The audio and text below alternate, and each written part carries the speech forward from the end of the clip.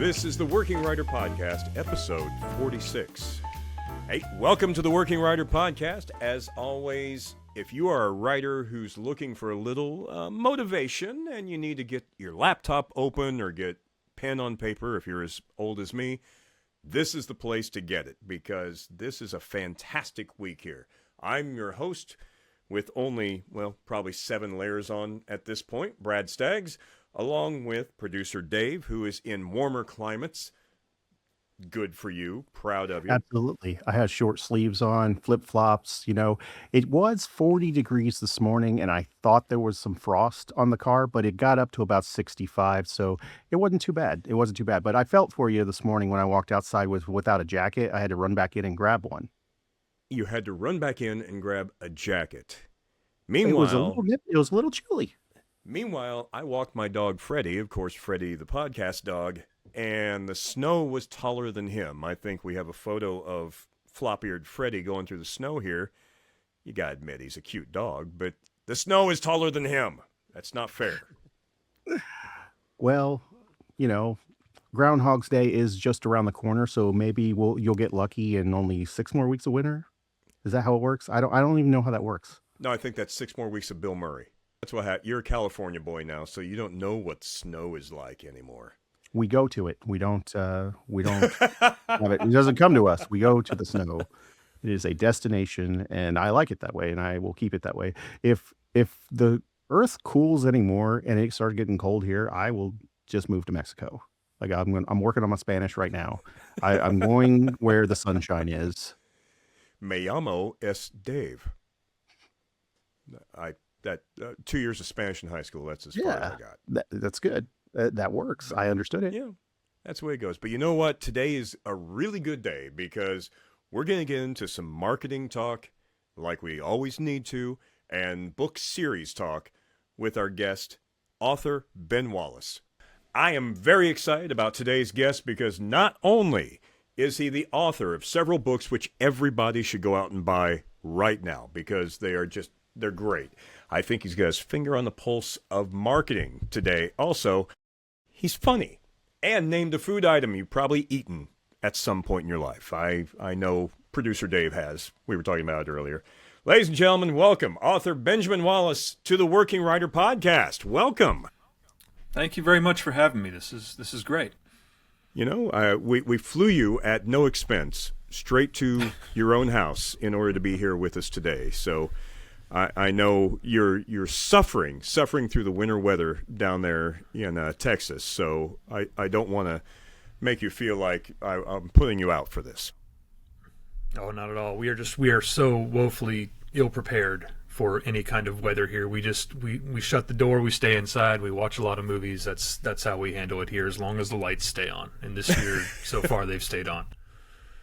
Well, that's a good thing. I like to start off with what I consider is the most important question when I'm talking to anybody. And if you know, everybody who knows about this podcast, we are here to motivate writers. We're here to give inspiration to writers. But what I want to know from you is your Duck and Cover Adventure series, which is really good. What I want to know, though, is it really fiction, or are you a time traveler from the future coming back to warn us and give us a blueprint as to what we have to do when the apocalypse comes? Give me the truth. A lot of it was supposed to be parody and satire. A lot of realities caught up to some of the jokes I was making, especially some of the older books. It's like I apologized. Like, I thought I was kidding. I'm sorry. I thought it was a joke. It's a little hard to stay ahead of it. I've branched out into other genres just in case it completely catches up to me. But yeah, it's been an interesting, especially during the pandemic. That was a very actual thing. It was like I took a break, took a small break from writing in the apocalypse genre for a bit, and I started writing space opera. I'm like, I'm going to get off the planet. I'm going to go to the future. I'm going to go to where these problems don't exist. It was just needed a bit of a mental break from it. Do you think that those of you who write about the apocalypse should start writing maybe love stories? Maybe that will start coming true. It'd be nice. It's just a funny genre. It always has been to me, and I'm not not a doomsayer. I'm really my inspiration was more the Omega Man and Right. Boy and His Dog and stuff like that. Just the genre itself got so silly. Yeah, but man, watching the real world scramble to make it true has been mind-boggling. Well, it's not even just that you've written this duck and cover series, which like I said, this is why I've started reading from you. That I really like. You've written, and I have to read these off of here because I love the names. You've written The Bulletproof Adventures of Damien Stockwell, 3 books in that. The Dads Versus series, 3 or 4 books. Three books in that one? Three in that one, yep. The Shattered Alliance series, the Junkers series, and then, of course, the Stuck and Cover series. What is it about writing series that appeals to you? Do you actually start out with it as a series, or does it just evolve into that? No, the only one that was, I think, thought of as a series from the get-go was the Shattered Alliance space opera stuff, and that was just looking at the genre again. I'm looking to make. I play a lot with the tropes, a lot with the cliches of the genres. That one was really designed to be something I could just write in infinitely and always go back. The first book introduced us to several characters in an ensemble, and the plan was, as the books go forward, I can take a different character from this ensemble and focus on a different adventure with different characters. It was kind of that approach to it was really inspired by the Discworld series, Terry Pratchett's Discworld series, where he's got 42 books in the series, but there's some that are about the sorcerers and some that are about the Watch and some that are about death, and these little sub-series. It's a nice way to stay coherent within the series, but still jump around and explore different characters and stuff like that. Everything else, the first book I put out was the Post-Apocalyptic Nomadic Warriors, which is the first of the Duck and Cover adventures, and I put that out in 2011. And it was the right time. It was discoverability on Kindle was a lot easier back then, and it just it took. I put it out there and said, we'll see what happens, and I got lucky. So I started writing in that series that people wanted more and more, and then every other series that started was, I need a break from this, I'll write something completely different, and then I'm back to the other ones. The Bulletproof Adventures of Damien Stockwell I wrote pretty early on, and that was that's my love of the old pulp novels like Doc Savage and the Spider and stuff like that. Those when you're parodying that genre, your audience is pretty thin. It's not a lot of people remember the 1930s and 40s pulps. So the people that have read them and do get it really do appreciate it, but it's a smaller market. So one day I will get back to Damien Stockwell. I have several more ideas outlined and planned. There's a little bit more demand for the post-apocalyptic and space opera and everything right now. Yeah, post-apocalyptic, or as we call it, near future books. Very near future. Yeah, have become very, very popular. But I'm making a note for myself to read the Damien Stockwell next, because I do love the pulp books, so that's right up my alley. So I really like that. Now, I was saying earlier, the thing that caught my attention about you, and it's because of the ads that you put out on Facebook, which is where I saw them. Your Duck and Cover series, and this is genius to me, because now that I've read at least the first one, I understand what it is you're trying to do. You're putting them out, all 6 books plus a 7th book, which is short stories, in an ammo can.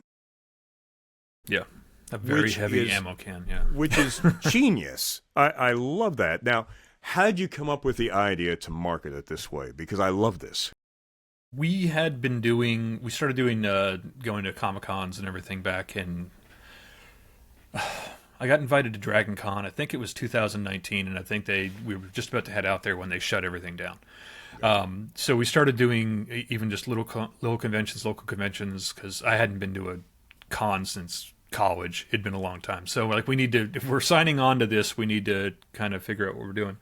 So we started going to shows and getting tables, and most Comic-Cons are not really geared towards, some are better than others. They have a writer's section or writing tracks and stuff like that, but a lot don't. So you're really trying to stand out. And one of the things, my background is advertising. Specifically, some of it was promotional marketing. So a lot of times we were doing in-store pieces. We were doing, how do you draw the shopper's eye or whatever. So I figured putting them in this can, we would have a stack of about 3 or 4 on the table at the conference, and we'd put out a gas mask, and I got an old civil defense survey meter, all these things that just kind of draw the eye and get people over. And it made just for a kind of impressive merchandising display piece. And while at the cons, we would sell them like, hey, you can get the whole collection here. And we do, I do some illustration on the side, and I do stickers and stuff like that. So we had some stickers that were related to the books, and we eventually made patches and other little accessories to go in there. But it just became this like real easy to carry. Yeah, I want it. It's really neat. So we started selling direct 2 years ago. We created a Shopify store and started selling direct from our store, and we were hesitant to put that thing on there because it was like it's it's pricey, it's the whole thing. We finally just said, yeah, we'll put it on there and see what the response is. We didn't expect to sell many, and it's been our best selling product for sure. I was going to say I couldn't see how you would miss with that, because it caught my eye immediately, and I do a lot of cons every year, and I'm always looking through the writers and seeing what people have on their table, and to stand apart at a con is really, really difficult with the things that are out there. What were the things that you tried to think of that didn't work before you got to the ammo can? We had we kind of worked our way up to that. We had built kind of we got some canvas. We just got some different materials to kind of set apart, because I have several series. So one section of the table would be the Duck and Cover Adventures, and that's always been my biggest series as far as number of books. So we put some canvas down. We got a satchel, just kind of a weathered satchel, and just tried to make this just a set piece kind of thing.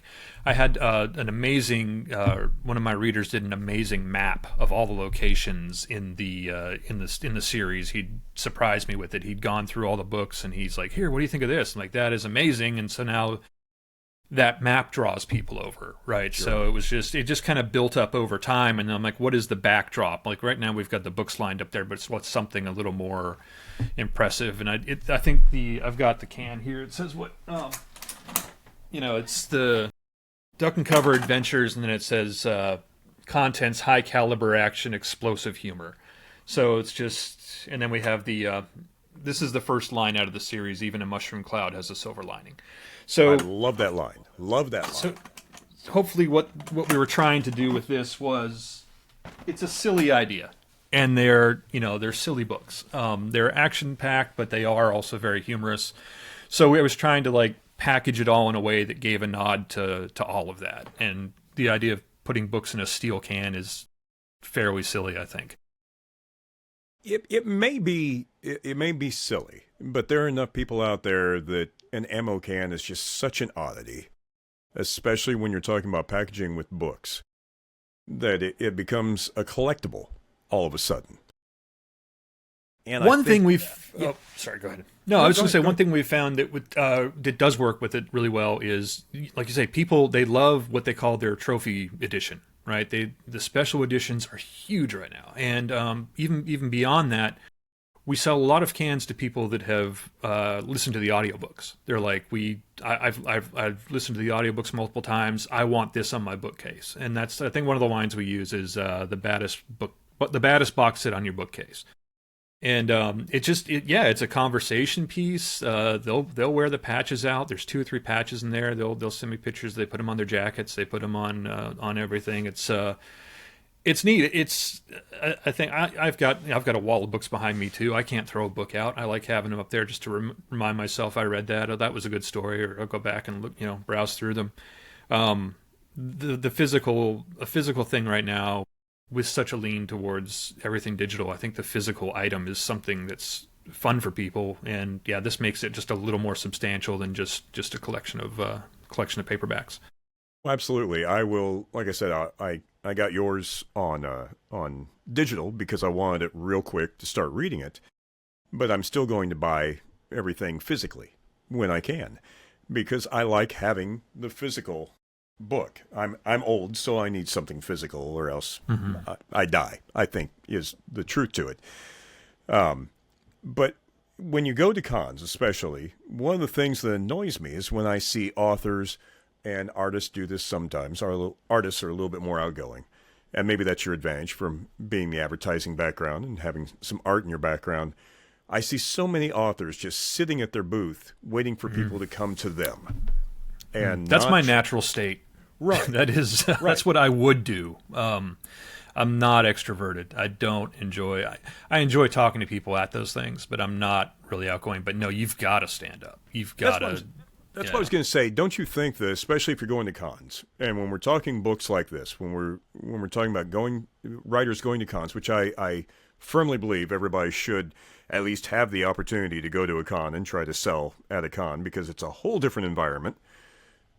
I try to tell people, and I do firmly believe, you have to be the one who sells your stuff. You can't just sit there and hope people come to you. Would you agree with that? 100%. Yeah, and it's killed me to watch people sit there, head down, and then complain that it was a bad show. Like, I don't know what to tell you. Like, I think as authors, we struggle a little more in the mix because our stuff isn't so bright and colorful, and we don't have walls of art. One thing we started developing colorful, bright things to draw people over. Like I said, I do stickers too. We created a line called the Twisted Spirit Animals, and they were just silly little things like we have one. The most popular one was the first one I did. Still the most popular was it's a little sticker that says, "My twisted spirit animal is a kitten with a prison shank," and the back says, and then the back has the personality. It says, "Cute, cuddly, kind of stabby." And we started this. I did a handful of these just to have a pop of color on the table, and then we ended up. They ended up becoming almost more popular than the books, and I think we're up to about 53 of them now. So we did art prints, and it also drove me crazy as an author to sit there. Like, I've got a 300-page book I'm selling for $20, and the guy across from me is selling one piece of paper for $20. I'm like, his return is so much better than mine. I need to get into this selling a single piece of paper for $20. So we did prints, but now it became its own booth next to us. But the bigger, brighter, sillier things you can do to get that attention, but it's enough to bring someone over. What is this? And you start just the conversation from there. With the books, it helps to have something like the gas mask. Every kid wants to wear the thing. It's just, and I could probably make a good bit of money selling those at cons. Like, is this for sale? No, sorry.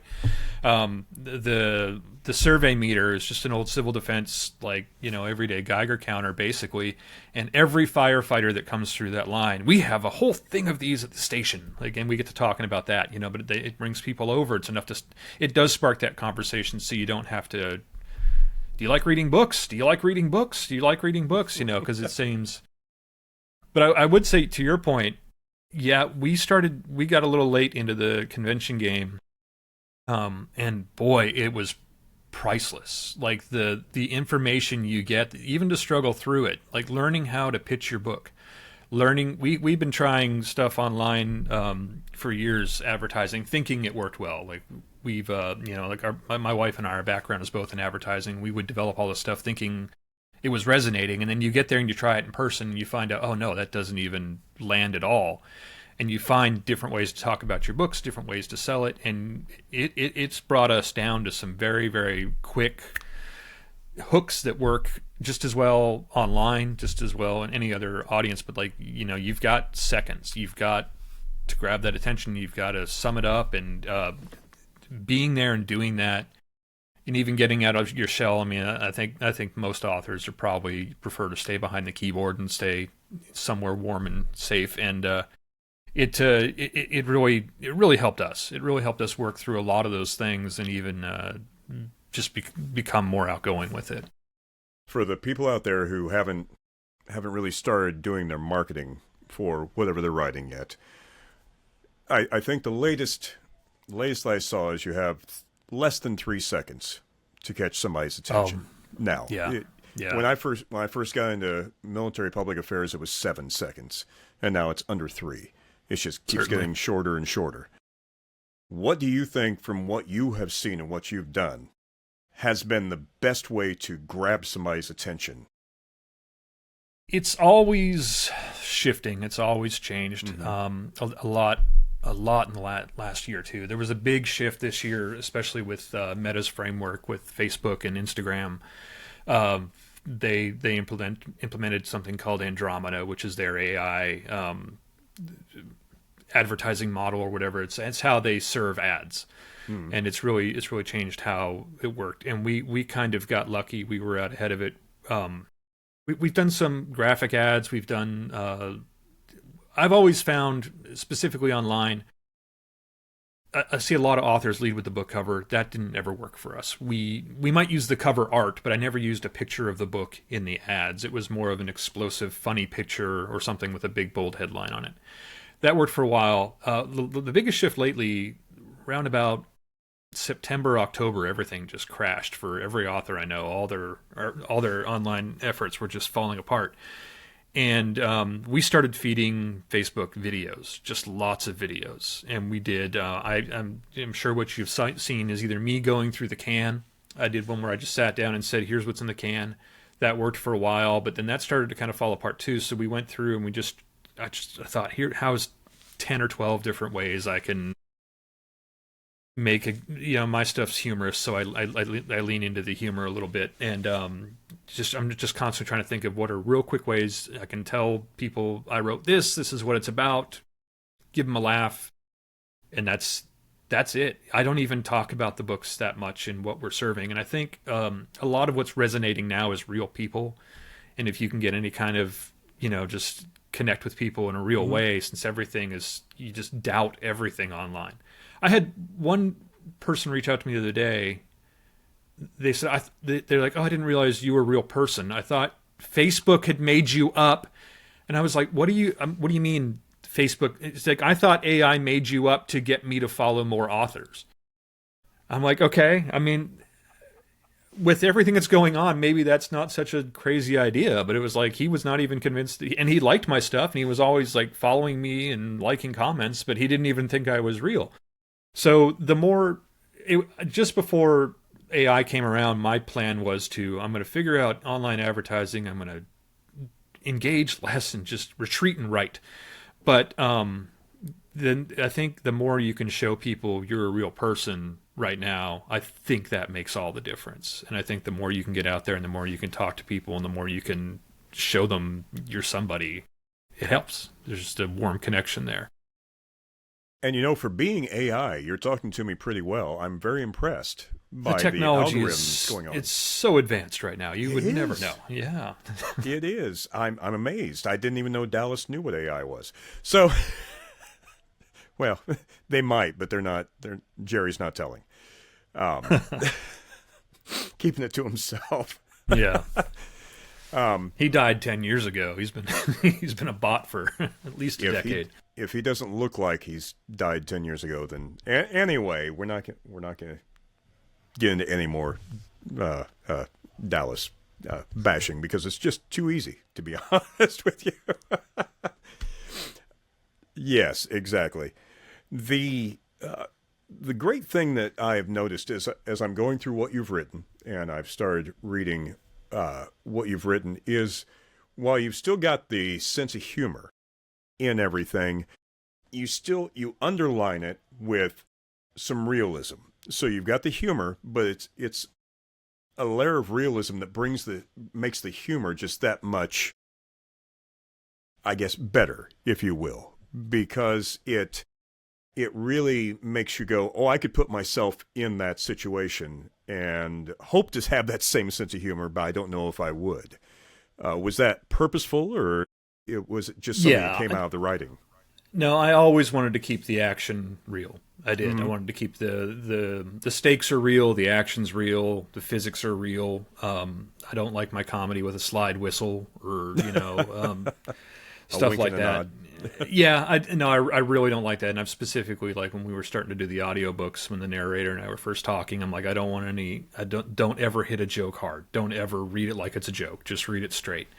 And let that play. My biggest influences were like, the best TV show ever made was Get Smart. That's where it started. But and then Police Squad and all the Zucker films and stuff like that. Like, you don't acknowledge the joke, and I think maybe that's why the action being real does help that, because when the joke does land, it's not as expected because it's in the middle of a gunfight or something, and that's just the genre too. But in all the stuff I write, I try to keep the consequences real. The stakes are high. Like in the Dads versus series, it's Dads versus Zombies primarily. It gets to be pretty heavy in some places, but that's just the way it is. So it's trying to find the humor in the genre without throwing a rubber chicken at it. Just stuff like that. It's just not. I don't like to say it's silly. I don't think it is silly. Maybe a little more clever than silly by half, just by half. Yeah. Humor. It has humor in it. Mm-hmm. Now, when you're talking about the audiobooks, a great subject. Did you have to do auditions to find somebody, or do you already have somebody who did audiobooks that you knew, who you had do your audiobooks for you? By the time I realized you could do your own audiobooks, I had several books already done, and I'd had some people reach out to me about doing the Junkers series, doing the first book in the Junkers series, and I'd kind of signed on with them, but in order to facilitate it in ACX, which is the background of Audible, you had to open it up for auditions and then select the person. And in the brief moment it was open for auditions, I had several people come in on audition, and one of them was just fantastic. Like the read was just really good, and he reached out to me too about doing. I'd had a lot of people reach out about doing the duck and cover books, and my plan was always to do those myself, just because I was very greedy, and I'm like, I'll make. I'm not sharing any of this. So I had the Phil Thrawn, who ended up narrating the Duck and Cover books, narrated the first book I wrote was Tortugas Rising, and I had him do that one because I loved his read for Junkers, and I struggled. I sat there in the closet trying to read forever the first book, and it is such a skill. I have a friend that's a tremendous voice talent. He does a lot of voice work in video games, everything, and even he kind of, he's like, nope, that's a whole other thing. Reading books is a whole other thing. So I eventually said, okay, I want Phil, go ahead and do this. So he'd already done a great job on Tortugas Rising, and he's done almost everything. I have a different reader for The Bulletproof Adventures of Damien Stockwell, because I was looking for that noir kind of 30s gritty read, and a guy came to me wanting to do it that was really good. This was a different time. This was probably 10 years ago. I'm sure the landscape's changed a lot in that. I've just stuck with the people that really work now. I think, well, the landscape may have changed a bit as far as the technology. I do thoroughly believe that a reader is a reader, and a good reader will always be a good reader no matter what. Yeah. I would, mentioning that, the was it virtual voice or whatever, like, AI is a whole other debate, but as far as when it comes to being greedy, having a real narrator read your books is just invaluable. It's like, not only does he bring so much to it, he brings so many ideas to it, and it makes it so much better with his read. He brings an audience. A lot of the listeners I have, Phil had done a series called Space Team, which was a popular space opera comedy, and people will finish that. Oh, he did another one called Slow Burn by Dusty Adair, I think, another kind of post-apocalyptic zombie thing. And people will finish that and go right into my Dads versus Zombies book because Phil read it. They're more concerned about who's reading than who's writing a lot of the time. Sure. And a ton of my audience, a good portion of my audiobook audience, has just come from they love Phil. So when people try to save some money by doing virtual voice or whatever, they're really passing up on a huge opportunity to grow their audience by picking the right narrator. That is a great point. I also think if you're doing the virtual voice, you get no feedback whatsoever from whoever is doing the read for you. And you're not going to get, like you said, the individuality from a reader. So for all you authors out there, use real people. Yeah. By golly, use real people. It's worth it. Even just from a marketing standpoint, it's worth it, because you are, if the reader, if that narrator has an audience or develops an audience, they will listen to anything that person reads. And yeah, it's been very beneficial from that perspective. Plus, he's so good. He brings so much to those characters, especially the dads versus series. It's three suburban dads that have to work together to save their families when the zombies rise up, but they've been neighbors forever, so they hate each other. And it's just these three bickering, I guess you'd call them frenemies, I don't know, just bitter friends. And he brought so much to each one of those dads. Like, it's three different dads, and it's something and it even, in writing the later stories, from what he did with it, it changed the way I kind of wrote them, because he had brought so much to it. So it's a real person's going to bring so much more. Now that you've got this marketing scheme going on with the ammo boxes, I do need to know, how many watch lists do you think you're on? Buying all these ammo boxes out there now. We joke about that all the time. It's we were mostly getting them from Walmart for the first while. We'd have them delivered here, and I felt terrible. The drivers would pull up, and they'd put, they've got these giant vinyl bags, and they'd put 10 or 15 of them in a bag, and the person's just dragging them from their car to the front door. I'm excited. Just recently, we've moved to used surplus cans, which I think are so much cooler, because they've got, and I love what was in this one. It was like, this looks like it must have had grenades. Like, it has the imprint of it. Some are 50 cal, some are 5.56. There's all the markings on them, so it's really cool. Now we're getting them. Now FedEx hates me, because FedEx brings. I think we just ordered 8 dozen, 9 dozen this just yesterday, and they'll all come on a day. And it's, the watch lists are deep. And I think one of my ads is like, to the Department of Homeland Security, I'm innocent. Really, it's move the van. The neighbors don't like it. It's silly. For the folks who are listening to this right now over on the open air, he really is buying them for books. I swear to you, there is no ammo involved. It's all paper, which I guess could be just as dangerous in some cases, but it really is okay. Do not. I get really nervous when I send them overseas. That's what I'm sure. Yeah, I'm sure. Box set in a steel box is I put on the customs form every time. Oh my gosh. So you've got the weight, you know how much a 5.56 versus 9 mil container weighs, and it's been so silly. It's fun. I'm just really hoping that whoever you're sending them to overseas, their spouse knows what they're getting, because if they start opening things and all of a sudden there's an ammo can sitting there might be a few questions. I'm sure it's raised. There was, the holidays were insane, that people were getting them as gifts for everybody, and I'm like, I want to see these opened. I want to see people opening these on Christmas morning. It was, we got some fun pictures from it, but no actual video of people going, what the hell is this thing? What did you do? Yeah. I will go as far as to say I think Valentine's Day is coming up, and I think they'd be a great Valentine's Day gift as well. I've had a few ordered for Valentine's Day. Yeah, there's a couple I've got to sign. I got to put some hugs and kisses at the bottom of some of these signatures for that day. Yeah. With love. With love. Have a great apocalypse. When the apocalypse comes and they start digging up what they think are ammo cans filled with ammo, and they find your books in the future, when people have gone out and buried them. I'm so used to disappointing people already. I don't think that's going to hurt me more.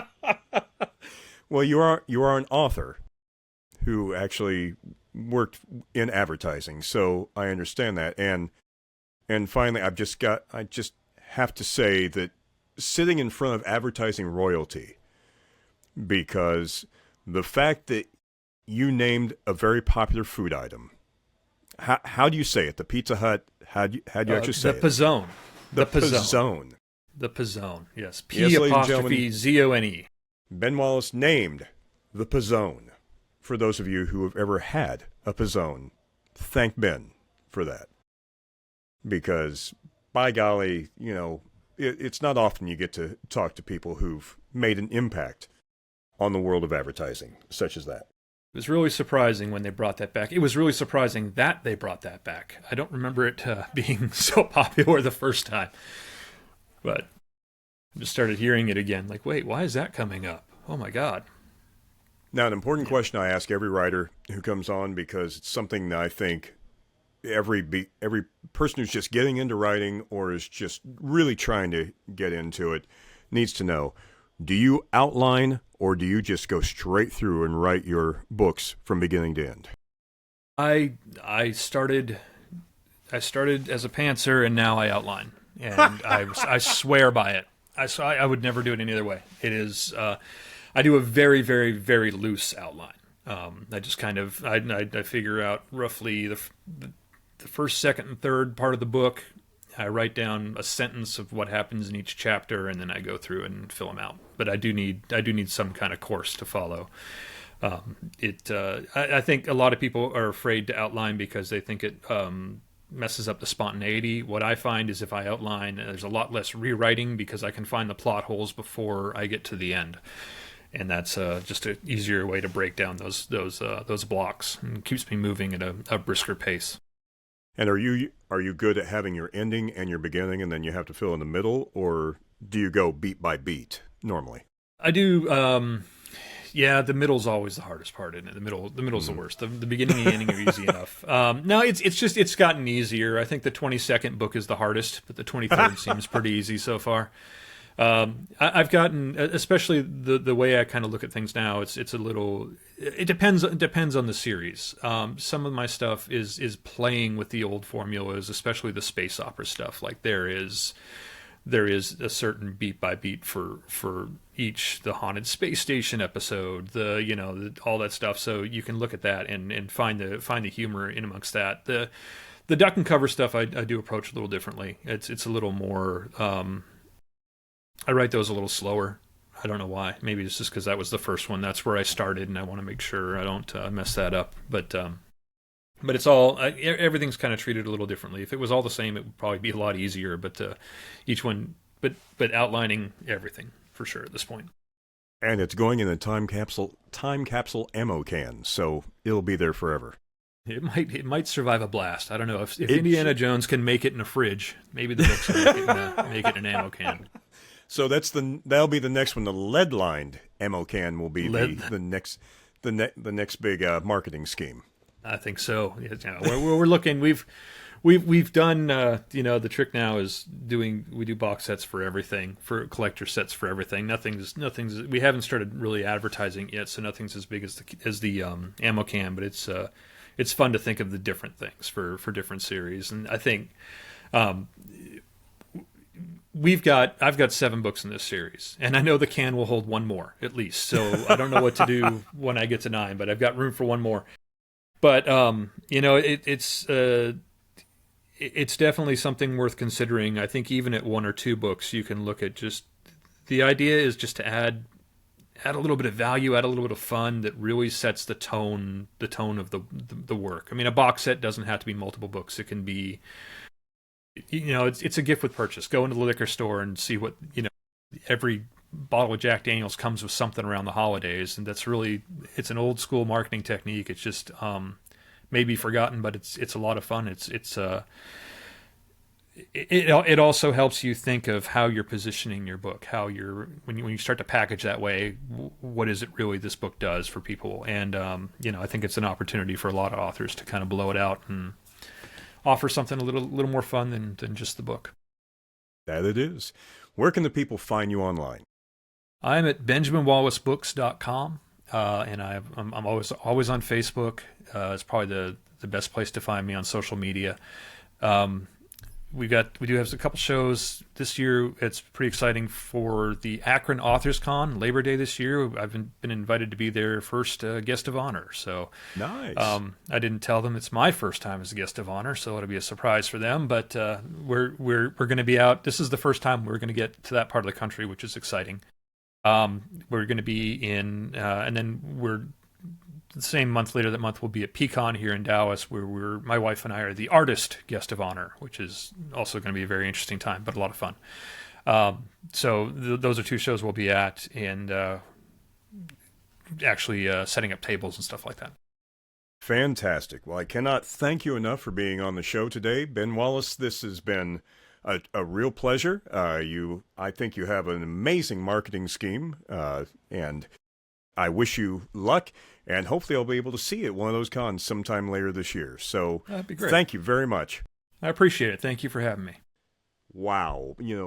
Marketing your own work is always an ever-changing environment, and you never really realize just how much work goes into just putting your book into somebody's hands, especially when you're putting them in ammo cans, when you're doing stickers, you're doing patches. I've talked to a lot of writers over the years, and we've done a lot of the marketing stuff ourselves. No two people agree on what makes effective marketing today. Now, wait a minute. Dave, do we have any working writer ammo cans? No, not currently. We could. We should definitely look into that. That seems like it would definitely go along with it. I think it should probably be more like working writer silly putty jars or something like that rather than ammo cans. Yeah, that could work. Ink. Oh yeah, ink bottles. Working writer empty ink bottles. Be perfect. I really enjoyed the conversation. Like one of the things that I think people don't realize is they can go out there and they can write the greatest story and produce the best movie, but if they don't know how to get in the hands of other people, it's really kind of worthless. And there's a reason when you hear budgets for film, you're like, oh, this 200 million, but they really have to make 400 million to make their money back because they double their budget for marketing. That marketing you have to do it. Yeah, it really pays off. And when you're making a product, you need to keep that in mind that like I need to be ready to market this, and you need to be able to pivot if one thing isn't working right now. I think we all talked to kind of the face on face seeing people sort of like almost I like to call it like TikTok style of marketing, where it's like it's a person, it looks genuine, it looks real, they know you're real, they know you're not AI. With all the AI stuff out there, it's better to show people your personality and that you're a real person. And I think that resonates with a lot of people.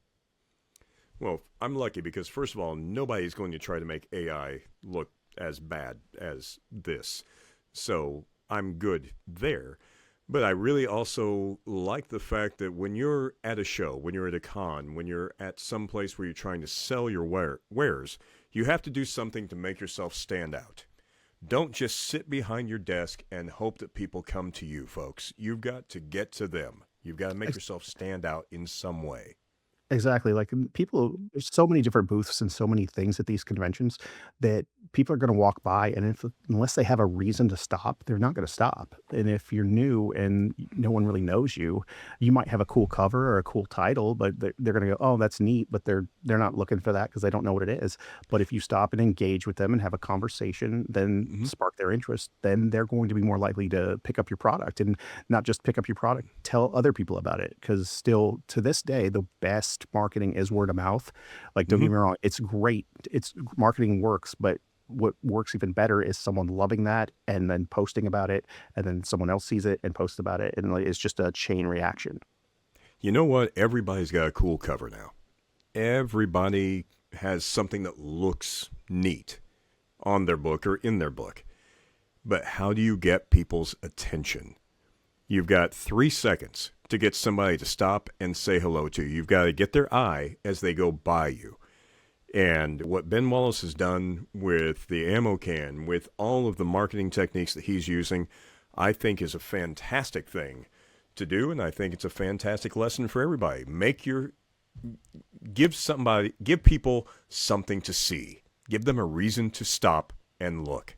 And then you can talk to them and say something besides, what kind of books do you like to read?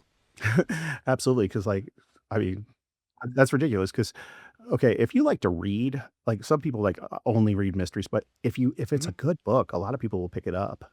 But I've been looking to find a series it's more of a fiction, and looking at his, it's like that might be where I want to start at. So I'm going to pick up the first book in his zombie apocalypse series that he's doing. And just kind of check that out and see where it goes from there. But it looks very good. It looks very interesting. I was reading some reviews, and a lot of people have a lot of really good things to say about it. Right. That's what we're saying. Listen to what he had to say. Go back and listen to him again. Take notes, because you've got to make yourself stand out. And I think if you go out and look at his stuff, he has done that.